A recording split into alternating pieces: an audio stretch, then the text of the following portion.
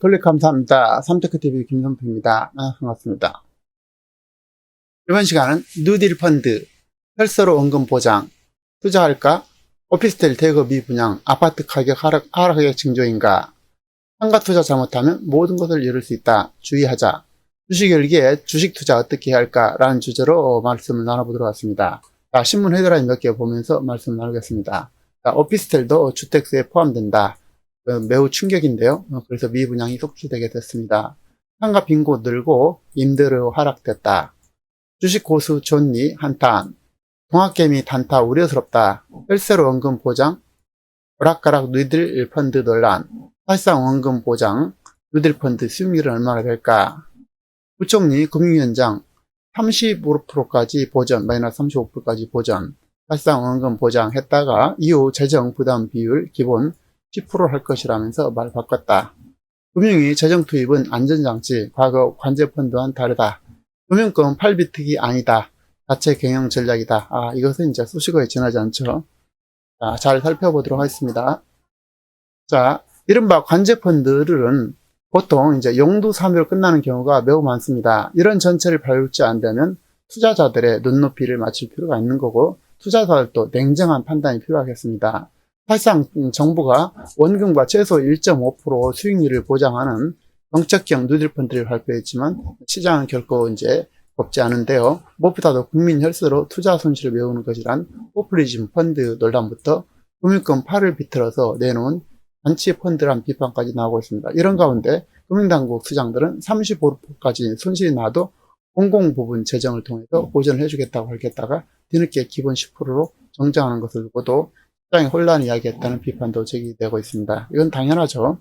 정부가 지난 3일 발표한 뉴딜 펀드 조성 및 뉴딜 금융지원 방안에 따르면 뉴딜 펀드는 향후 5년간 총 20조 원 규모로 조성되고 이 중 35%인 7조 원을 정부 산업은행 성장 사다리 펀드가 투자해서 모 펀드를 조성하고 나머지 13조 원은 은행과 연기금, 민간 자금을 매칭해서 자펀드를 만드는 구조인데요. 이 자펀드를 통해서 뉴딜 펀드 관련 기업이라든지 프로젝트에 투자해서 이제 수익을 얻는 구조라는 것입니다. 7조 원의 모 펀드는 자펀드 후순위 출자자 역할을 맡게 되고 만약 손실이 발생할 경우 7조 원 내에서 손실을 우선 흡수하는 역할을 한다는 것이죠. 그러나 발표 이후 투자 손실을 국민 혈세로 메꾼다는 비판이 제기되자 정부는 서둘러 이제 말을 바꿨는데 기획재정부는 보도 참고자를 통해서 내년은 우선적 부담 비율은 10% 수준을 기본으로 할 것이라고 해명했습니다. 자, 마이너스 35%에서 이제 10%로 이렇게 원금 보장 범위를 넣고 이제 정부가 오락가락 했다는 것이죠.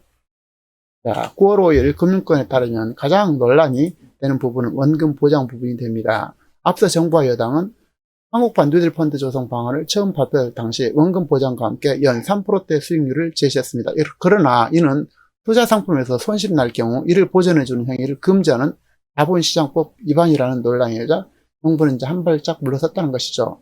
단 이번에 발표된 원금 보장이나 수익률에 관한 구체적인 내용이 빠졌지만 명시하지 않았을 뿐 뉴딜 펀드는 사실상 원금을 보장한다고 정부는 이제 설명하고 있습니다. 금융위는 이와 관련해서 예시로 장기 투자가 필요하고 투자 위험이 높은 그린 펀드에는 민간 자금이 60%, 정책 자금이 40% 투입되며 중기 투자이면서 위험성이 중간 정도인 스마트 물류 펀드는 민간 자금 70%, 정책 자금이 30% 들어간다고 설명했습니다. 또 단기 투자 및 위험성이 좀 낮은 2차 전지 펀드에는 개인 투자자를 선순위로 민간 자금 85%, 정책 자금 15% 투입된다는 것입니다. 하지만 발표 이후 시장 안팎에서는 사실상 원금과 수익률을 보장하는 것은 반시장적일 뿐 아니라 만약 손실이 날 경우 결국은 국민 세금으로 메우는 것은 포퓰리즘의 이제 전형적인 것이라고 이제 비판이 쏟아지게 된 건데요. 이제 그야말로 자본시장주의를 위반하게 되는 것이죠. 시장 원리를 이제 정면으로 거스르는 내용이 되겠죠. 자, 기획재정부는 재정 우선 부담 비율은 10% 수준을 기본으로 할 것이라면서 뉴딜 산업의 성격에 따라 추가적인 위험 부담이 필요한 경우 정책금융기관 협의 아래 7조 원의 정책 자금 범위 안에서 구체적인 분담 비율을 결정했다고 할 경우 혼란이 이제 가중됐다는 것입니다. 포퓰리즘, 혈세 논란이 수그러지지 않자 이제 금융위가 이제 참고 자료를 내놓고 민간 재고 유입을 위한 통상적 정책 수단이라면서 이미 스마트폰 국민펀드도 기업 혁신 구조 펀드 등 다수의 선례가 있다고 이제 강조를 하고 있는데요. 아울러 시장에서는 이번 펀드가 과거 이명박 정부의 녹색 정장이라든지 박근혜 정부의 창조 경제와 비슷한 전체를 밟은 거 아니라는 우려가 나오고 있는 것인데요. 단 2009년 이명박 정부 당시 금융권은 정부의 녹색 성장 기조에 얼마적 환경과 연계된 다양한 녹색 관련 예적금 대출 펀드 등을 앞다퉈 출시했지만 예상보다 실적이 부진해서 정권이 바뀌면서 자연스럽게 자취를 감췄죠. 박근혜 정부의 창조금융 관련 상품도 마찬가지라는 것입니다. 자, 한성대 경제학과 교수는 김상봉 교수는 손실 위험이 없는 펀드란 있을 수 없다. 만약 손실이 날 경우 그 책임은 오로지 국민 세금과 금융권이 따먹게 되는 구조라면서 새로운 산업과 투자처를 육성한다는 취지는 좋지만 임기가 후반기에 접어드는 등 정권이 연속성조차 이렇게 담보할 수 없는 중장기 사업에 과도하게 정책 재정을 쏟아붓는 것에 대한 보다 신중한 고민이 필요하다고 지적하고 있는 것입니다. 자, 코로나로 인해서 빈상가가 많고 이제 경북도, 서울도 이렇게 타격이 크다는데요. 늘어난 빈상가 생활 SOC 주택으로 바꿔야 이렇게 돼 있죠. 자, 상가 투자는 매우 신중을 기해야 되는데요. 잘 한번 살펴보시기 바랍니다. 도심에 이제 빈상가가 이제 많이 늘고 있죠. 5월 27일 한국감정을 발표한 1분기 상업용 부동산 임대 동향 조사 결과에 따르면 전국 상가 공시률은 중대형이 평균 11.7%, 소규모가 5.6%, 전분기 각각 0.7%, 0.1% 증가했다는 것입니다. 근데 이거보다 훨씬 더 실질 내용 많습니다. 서류상 조사된 거고 실제로 이거보다 훨씬 높다는 사실을 꼭 유의하시기 바랍니다. 인상가가 아주 갈수록 많이 늘어나게 될 것입니다. 함정 계속되는 지역의 경기 침체, 코로나로의 소비 심리가 둔화되고 매출이 감소해 상가 공시률을 올랐다고 설명했는데 이제 서울의 공시률은 압구정동이 14.7%, 장안동이 17.1% 등 사회적 거리두기, 외국인 등 유입 감소로 폐업이 늘면서 전북입니다 1% 올랐다는 것입니다. 신림역 쪽은 1.4%, 망원동은 1.6% 등 상권에서는 임차가 꾸준하게 이제 유지되고 있다는데요. 소규모 상가 공시률은 세종이 10.6, 전북이 10.1, 충남이 7.3 등으로 평균 5.6보다 전국의 평균보다는 좀 높았고, 이랬다는 것입니다. 어쨌든 이런 수치는 이제 참고 자료고요. 훨씬 이보다 현실에서 높다는 사실 다시 한번 강조드립니다.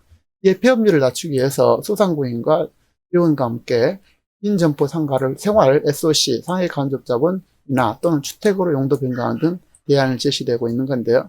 상가 투자 시 그야말로 특별한 주의가 요청됩니다. 비대면이 생활로 자리 잡고 있고 아울러 온라인이 보편화되기 때문에 옛날의 생각을 가지고 상가에 잘못 투자하는 경우 공실로 인해서 모든 것을 한 번에 다 잃을 수가 있습니다. 이것은 매우 주의해야 할 필요가 있습니다.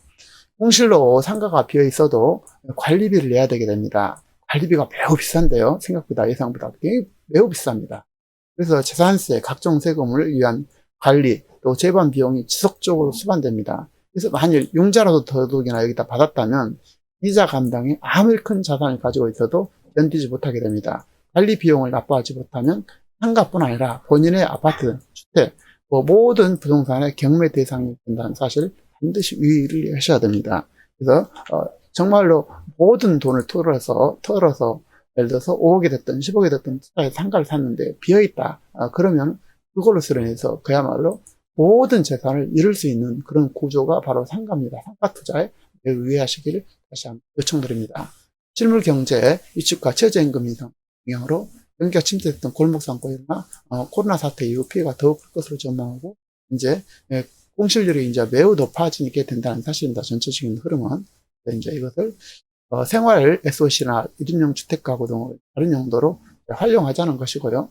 그래서 어쨌든 가장 중요한 것은 상가, 제가 공인중개사를 할 때나 이렇게 상가를 제가 건물을 지어가지고 팔을 때 보면 그야말로 상가를 잘못 투자해서 눈물을 흘린 사람들이 너무나 많습니다. 의외로 많고요. 그래서 옛날처럼 월세를 받아야 되겠다라는 그런 마음으로 상가 투자하실 때는 그야말로 공실, 연년 방치한 채로 그야말로 영혼까지 털리게 되는 사실을 다시 한번 꼭 명심하시고 유의하시기 바랍니다.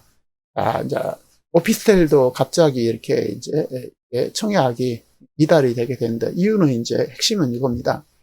자, 8월 청약 5개 단지 모두 미달, 거래량도 절반 수준으로 뚝, 7월까지 풍선 효과로 인기였으나 8월 10일 이후 오피스 사면 아파트 추가 매입 때 취득세 중과 이게 12%가 되게 되죠. 분양 계약자 중도 해지도 특징했다. 건설사 공급 일정 연기에 비상이 걸렸다라는 것인데요.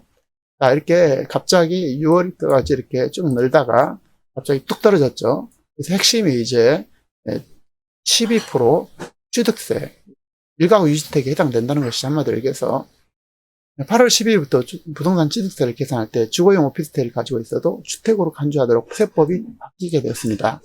그래서 서울에서 어디에서 이제 오피스텔을 사게 된다면 나중 아파트를 살 때 취득세를 매우 높게 내야 됩니다.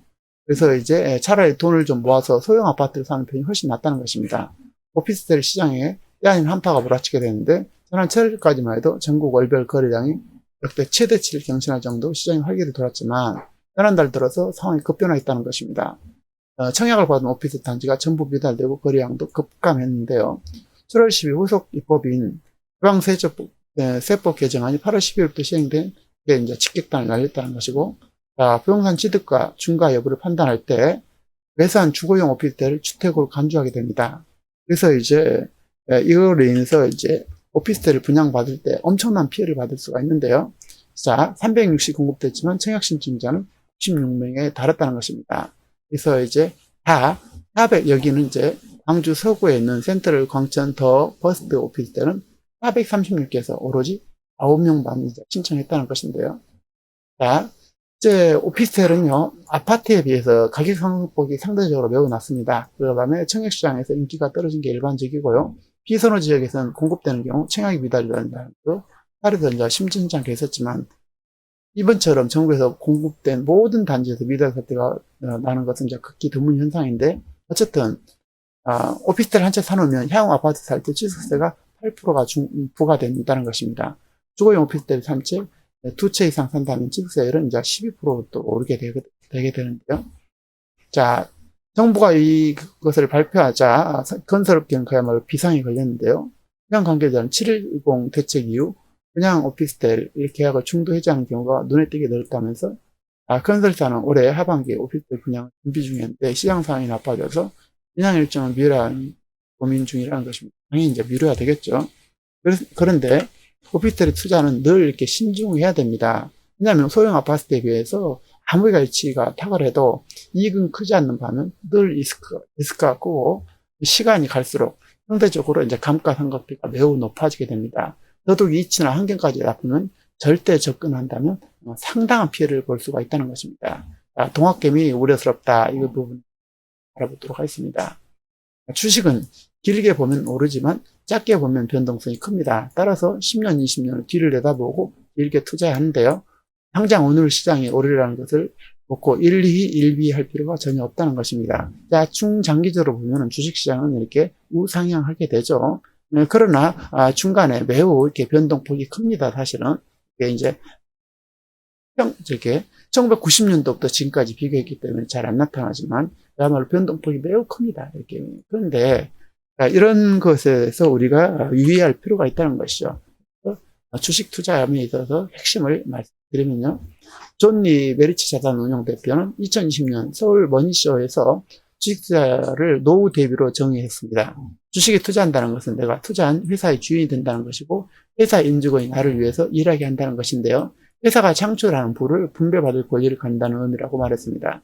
투자 타이밍을 맞추려는 시도는 의미가 없다고 일침했는데 존리 대표는 시장을 예측하려는 것은 한두 번 들어맞을 수 있어서 결국에는 반드시 실패할 수밖에 없다면서 기업에 언제 투자할지 될 것이 아니라 철저한 기업을 분석을 통해서 어떤 기업에 투자할 것인가를 신중하게 정해야 된다는 것입니다. 투자할 동반자 기업을 정했다면 하루 더 빨리 투자를 시작하는 게 유리하다고 당부했는데요. 이 부분에 대해서는 이제 저 생각하고 좀 다릅니다만 어쨌든 최근 급증한 동학개미들이 단타에만 골몰을 하는 것이 우려스럽다고 덧붙이고 있습니다. 그는 주식을 싸게 사서 비싸게 팔려는 시도를 반복하는 것은 절대 주식 투자가 아니라면서 시장을 예측하는 시도는 도박과 유사하다고 장기 투자가 답이라고 했습니다. 자, 주식 투자에서 중요한 것은 어떤 경우든지 쌀 때 사야 된다는 것입니다. 이것이 이제 지금부터는 제 견해가 되겠습니다. 그리고 이제 중장기 투자는 맞습니다. 그리고 가장 최고의 주식을 선택해야 한다는 것이고, 이를 위해서 지금과 같은 주식 열기에 뛰어들지 말아야 한다는 것입니다. 폭락하여서 아무도 사려고 하지 않을 때 사야 되는 것입니다. 남들과 반대로 행동하셔야 된다는 사실 다시 한번 꼭 유념하시기 바랍니다. 그래서 그때 한국의 세계 최고 주식을 사야 되고, 분산해서 또 사고, 특히 일반인들은 세계 최고의 ETF를 검토하시는 것이 주가 폭락 시 검토해서 이제 주가 폭락 시에 투자하자는 것입니다. 그래서 10년 내지 20, 30년 중장기 투자가 답이라고 말씀드립니다. 이 부분은 이제 매우 중요하기 때문에 다시 한번 제가 말씀을 드리면, 주식은 이제 지금 여기 고점이 있지 않겠습니까? 이렇게 고점이 있다고 보는데요. 저는 고점에서 투자했을 때 상당한 피해가 우려된다는 것입니다. 그래서 주식은 아무도 사지 않을 때 이 저점 시절에 사야 된다는 것입니다. 그때까지 아무것도 하지 말고 달러를 보고 준비했다가 이때 투자를 하셔야만이 된다는 것입니다. 그래서 이때 일반인들은 그냥 다른 일반 주식, 세계 최고, 한국 최고 주식에 일부를 투자할 수도 있겠지만, 그리고 나머지 대부분, 예를 들어 50% 정도는 ETF를 투자하시면 평균적으로 가장 좋은 주식을 투자하기 때문에 ETF를 검토해서 투자하셔서 주식으로 인한 피해가 발생하지 않도록 각별히 유의해야 될 것입니다. 그래서 장기 투자라고 하지만 비쌀 때 들어가면 장기 투자로도 매우 큰 손실로 이어질 수 있다는 사실을 꼭 유념하셨으면 좋겠습니다.